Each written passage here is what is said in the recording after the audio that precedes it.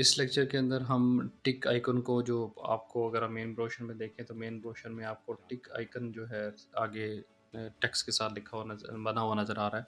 इसको हम आज इस लेक्चर में कवर करेंगे। बनाने के लिए मैंने गूगल से टिक आइकन पीएनजी लिखा है और ये इमेज डाउनलोड करके रख ली हुई है। डाउनलोड करके मैं इसको पेस्ट करता हूँ, कॉपी पेस्ट करता हूँ, ड्रैग एंड ड्रॉप करता हूँ फ़ोटोशॉप के अंदर। और इसका जो है सबसे पहले इंटर प्रेस करूँगा। इंटर प्रेस करके इसकी जो इमेज है इसको मैं ऑब्जेक्ट बनाऊँगा। ऑब्जेक्ट बनाने के लिए रेस्टराइज़ लेयर करूँगा और यहाँ से मैं मैजिक वॉन्ड टूल लूँगा और बैकग्राउंड पे क्लिक करूँगा। बैक स्पेस दबाऊँगा या डिलीट का बटन दबाऊँगा मैक यूज़र्स के लिए, तो उसका बैकग्राउंड रिमूव हो जाएगा। कंट्रोल टी से सिलेक्शन ख़त्म करूँगा। दोबारा इसको वाइड करना है मैंने इस इमेज को। इसके अंदर दोबारा क्लिक करूँगा तो सिलेक्शन हो जाएगी। कमांड प्लस बैक स्पेस या डिलीट से आप उसका अब जो है वो कलर वाइट में उसको शिफ्ट कर देंगे।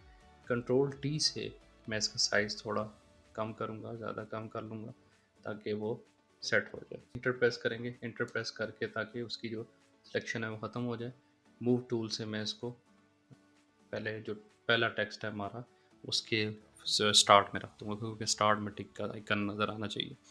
स्टार्ट में जैसे ही लेके जाऊँगा तो उसका जो है वो सेटिंग मेरे पास पर्पल लाइन क्या मैंने पहले भी बताया था क्या इंडिकेट कर रही होती है कि कहाँ पे उसके साथ वो जो उसकी उसी लाइन में अगर कोई और टेक्स्ट है तो वो उसके बराबर, कोई और ऑब्जेक्ट है तो वो उसके बराबर है या नहीं है। ठीक है, अब इसका साइज़ थोड़ा और छोटा कर लेते हैं। कंट्रोल टी से थोड़ा सा और इंटर प्रेस करूँगा, ये मेरे पास टिक का आइकन सेट हो गया। ठीक है, अब मैं क्या करना है, इसकी कॉपियाँ बना लेते हैं। कॉपियाँ बना के सब टेक्स्ट के आगे इसको लगा लेते हैं। कॉपी बनाने के लिए command J for Mac users और control J for Windows users. तो मैंने जैसे ही वो कमांड जे प्रेस किया तो नीचे मेरे पास कॉपी बन गई है, डाउनलोड कॉपी की।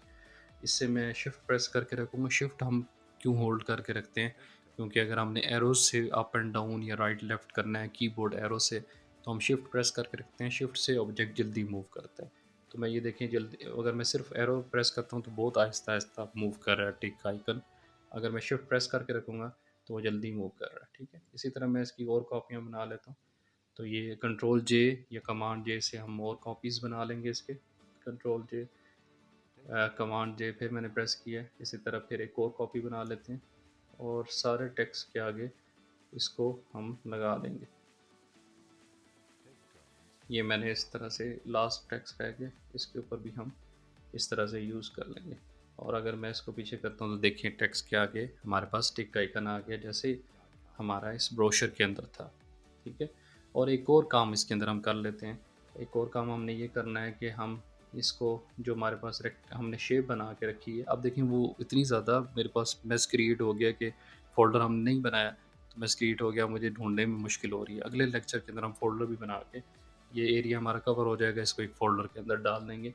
मगर उससे पहले इसके अंदर जो हम चीज़ मैं कवर करना चाह रहा हूँ, यहाँ से जो शेप हमने बनाई है ये वाली, इस पे इसको मैं ढूंढ कर, ये देखें रेक्टेंगल शेप है और इस पे हम क्या करेंगे, इसका जो है थोड़ा सा कलर थोड़ा कम कर देंगे, इसकी ओपेसिटी कम करेंगे ताकि पीछे से हमें इमेज नज़र आए।